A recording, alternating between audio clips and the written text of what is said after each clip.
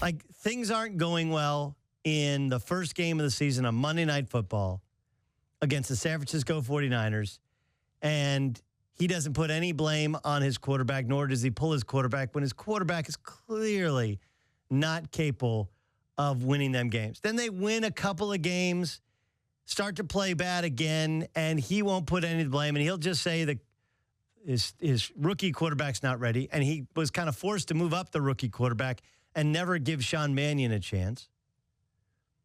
So now it starts to go bad in a hurry. Local radio host, former Ram Eric Dickerson, continues to lay into him and lay into his staff. And however he handled it, I still think Dickerson is wrong for letting out their private discussion. However he handled it, it made Dickerson so mad that Dickerson went public. And then he tried to quell it by having his own, look, we want Eric around, and he's welcome to be here, but he also can't have it both ways and say bad things about us and then being around here. Like, wait, then you don't really want him around. And then, of course, he laid blame at his general manager or his front office, talking about a couple of third-round picks. One had kind of lost his sense, gone crazy. The other one was shot, and kind of putting blame as to the personnel on somebody else's feet. He stepped in it early on Hard Knocks when he doesn't want to be known for being 8-8. Like, that quote will live in infamy. And then, of course, he gets a contract extension, but he was unaware that anybody else got a contract extension, which seems like a complete fabrication.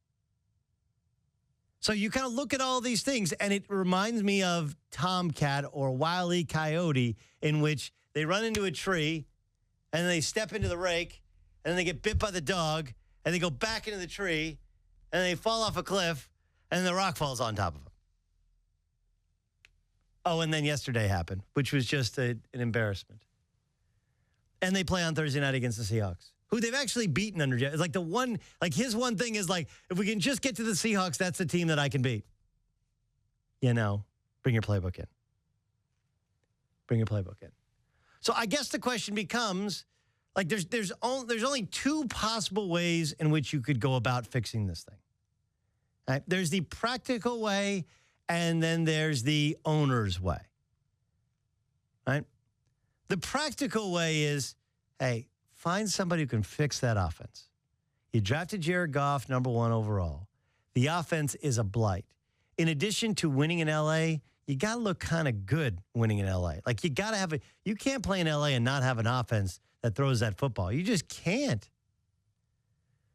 So then you kind of run the list of possibilities, guys that have been fired as head coach but are still valuable coordinators like a Josh McDaniels, current quarterback guru, quarterback whisperer types like a Jim Bob Cooter. I'm not sure how that name would go over in L.A. It goes over well everywhere else, and as many times you can say Jim Bob Cooter in your day, it makes you feel better about your day. Or it's just Kyle Shanahan, who came in and lit you up yesterday without his 2-star wide receivers. And this happens in sports, where guy comes into your place and wow, they got a really good offense. Wow, that offense is much better than last year. Who's the guy who's changed that offense since last year? Hey, by the way, it's Kyle Shanahan. He's up for other head coaching gigs. And there's some talk of Mike Shanahan becoming a general manager, maybe in San Francisco. Why not have the Shanahans come in and run the whole thing like that? Those are practical solutions. Then there's owner solutions. Saban, Gruden, complete Harbaugh, complete and autonomous power. We're in L.A. Let's do an L.A. something. All right, let's do it big. And my point has always been, a lot of people, we make this mistake all the time in life.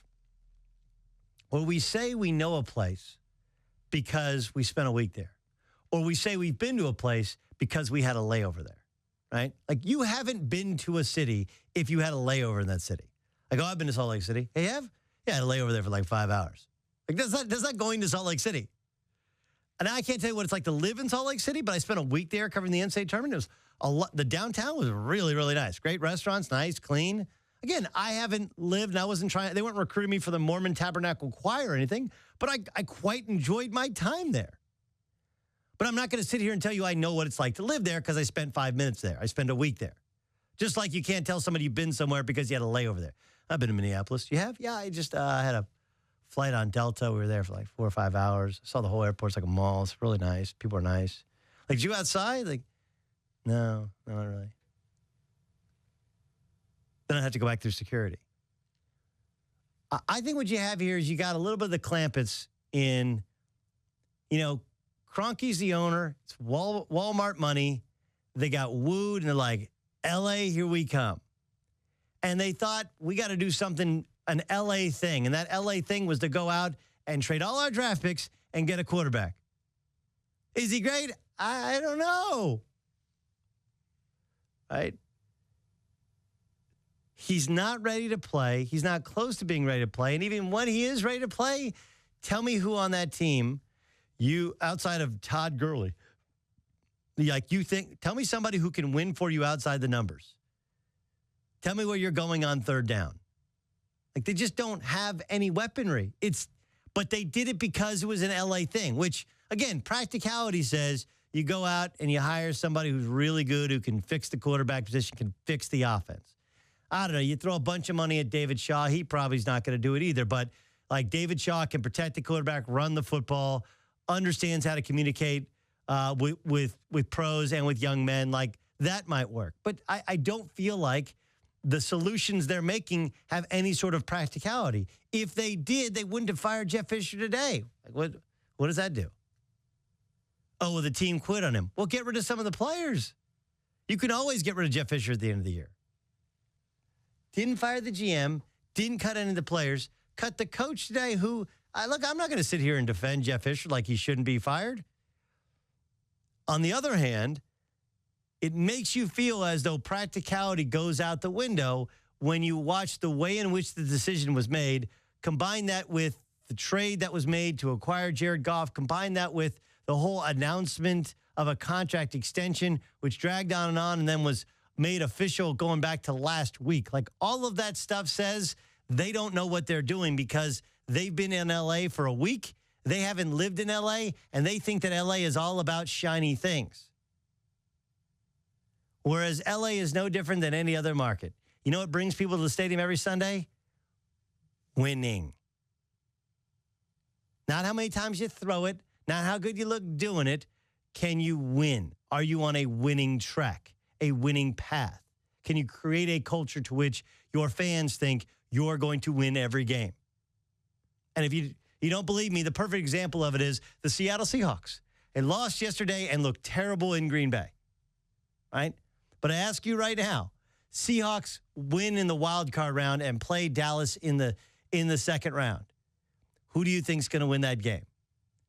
A lot of you, myself probably included, would, even without Earl Thomas, going to pick the Seattle Seahawks. Why? Because they've created a culture to which you think, that guy back there, he's just going to find a way to win.